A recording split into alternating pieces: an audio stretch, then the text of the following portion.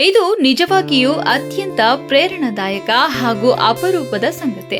98 ವರ್ಷ ವಯಸ್ಸಿನಲ್ಲಿಯೂ ಅತಿ ಉತ್ಸಾಹದಿಂದ ಕಾಯಕ ಮಾಡುತ್ತಿರುವ ಪೂಜ್ಯ ಶ್ರೀ ಸಿದ್ದರಾಮ ಶಿವಾಚಾರ್ಯ ಶ್ರೀಗಳ ಬಾಳ್ವೆಯು ಇಂದಿನ ಯುವ ಪೀಳಿಗೆಗೆ ದಾರಿ ತೋರಿಸುವ ಬೆಳಕು ಸವಾರದಂತಿದೆ. ಈ ಕುರಿತು ಸೊಗಸಾದ ಹಾಗೂ ಸಂಪೂರ್ಣ ಸುದ್ದಿಯು ಈ ಕೆಳಗಿನಂತೆ.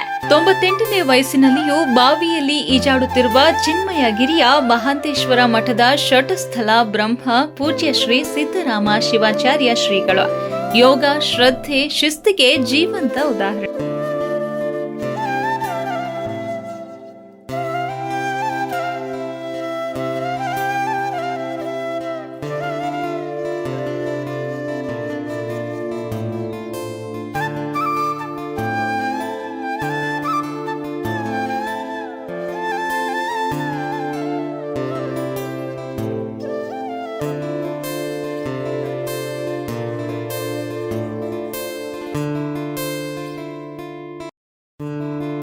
ಚಿನ್ಮಯಗಿರಿ ಮಹಾಂತೇಶ್ವರ ಮಠ, ಅಫಜಲಪುರ ತಾಲೂಕು, ಕಲಬುರಗಿ ಜಿಲ್ಲೆ.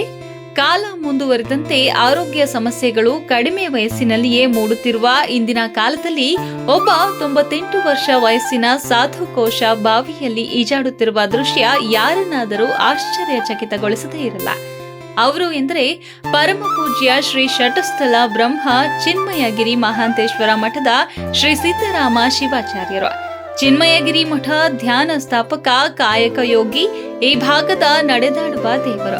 ತಮ್ಮ ಜೀವನದ ಬಹುಪಾಲು ಧ್ಯಾನ, ಶ್ರದ್ಧೆ, ಕಾಯಕ ಮತ್ತು ಸಮಾಜ ಸೇವೆಗೆ ಮೀಸಲಾಗಿಟ್ಟಿರುವ ಶ್ರೀಗಳು ಇತ್ತೀಚೆಗೆ ತಮ್ಮ ಸ್ವಂತ ಹೊಲದಲ್ಲಿ ಬಾವಿಯಲ್ಲಿ ಈಜಾಡುತ್ತಿರುವ ದೃಶ್ಯವನ್ನ ನೋಡಿದವರಿಗೆ ಸಾಮಾಜಿಕ ಜಾಲತಾಣಗಳಲ್ಲಿ ಭಾರಿ ಮೆಚ್ಚುಗೆ ಗಳಿಸುತ್ತಿದ್ದಾರೆ. ಆರೋಗ್ಯದ ರಹಸ್ಯ, ಶಿಸ್ತಿನ ಜೀವನ ಶೈಲಿ. 98ನೇ ವಯಸ್ಸು ಎಂಬುದು ಎಷ್ಟೇ ಹೇಳಿದ್ರೂ ಶೀತಲ ವಯಸ್ಸು. ಆದರೆ ಶ್ರೀಗಳು ಇಂದು ಎಲ್ಲರಿಗೂ ಶ್ರದ್ಧೆ ಮತ್ತು ಶಿಸ್ತು ಎಂಬುದು ಎಷ್ಟು ಮಹತ್ವಪೂರ್ಣವೆಂದು ತಮ್ಮ ಜೀವನದ ಮೂಲಕ ಸಾರುತ್ತಿದ್ದಾರೆ. ಯೋಗಾಭ್ಯಾಸ, ಸರಿಯಾದ ಆಹಾರ ನಿಯಮ, ನಿತ್ಯ ಹೊಲದಲ್ಲಿ ಕಾಯಕ, ಈ ಮೂರು ಕೂಡಿದಾಗ ವಯಸ್ಸು ಎಂಬುದು ಕೇವಲ ಸಂಖ್ಯೆಯಷ್ಟೇ ಎನ್ನುವ ಮಾತಿಗೆ ಇದು ಜೀವಂತ ಸಾಕ್ಷಿ. ಸಾಮಾಜಿಕ ಜಾಲತಾಣಗಳಲ್ಲಿ ಪ್ರಶಂಸೆ. ಈ ದೃಶ್ಯ ಸಾಮಾಜಿಕ ಮಾಧ್ಯಮಗಳಲ್ಲಿ ಹರಿದಾಡುತ್ತಿದ್ದು, ನೂರಾರು ಜನರು ತಮ್ಮ ಅಭಿಪ್ರಾಯದಲ್ಲಿ ಶ್ರೀಗಳ ಶಕ್ತಿಗೆ, ಆತ್ಮಶ್ರದ್ಧೆಗೆ ನಮನ ಸಲ್ಲಿಸುತ್ತಿದ್ದಾರೆ. ಇದು ನಮ್ಮ ಕಾಲದ ನೈಜ ಗುರು. ಈ ವಯಸ್ಸಿನಲ್ಲಿ ಈ ಶಕ್ತಿ ಹೇಗೆ ಸಾಧ್ಯ ಎಂಬಂತೆ ಹಲವು ಪ್ರಕ್ರಿಯೆಗಳು ವ್ಯಕ್ತವಾಗಿವೆ. ತಲೆಮಾರಿಗೆ ಸಂದೇಶ. ಇಂದಿನ ತಲೆಮಾರಿಗೆ ಇದು ಕೇವಲ ಒಂದು ಆನಂದದ ದೃಶ್ಯವಲ್ಲ, ಆರೋಗ್ಯದ ಬಗ್ಗೆ ಆತ್ಮ ಪರಿಶೀಲನೆಗೆ ಒಂದು ಚುಟುಕು ಪಾಠವೂ ಹೌದು. ವಿಶ್ರಾಂತಿ ಇಲ್ಲದ ಶ್ರಮ, ನಿಷ್ಠೆ, ಶುದ್ಧ ಬದುಕು ಎಂಬ ಮೂರು ಕಂಬಗಳ ಮೇಲೆ ಇಡೀ ವ್ಯಕ್ತಿತ್ವವನ್ನೇ ಕಟ್ಟಿಕೊಂಡಿರುವ ಪೂಜ್ಯ ಶ್ರೀಗಳು ನಮ್ಮೆಲ್ಲರಿಗೂ ಆರೋಗ್ಯಪೂರ್ಣ ಹಾಗೂ ನೈತಿಕ ಜೀವನದ ಪಾಠ ಕಲಿಸುತ್ತಿದ್ದಾರೆ.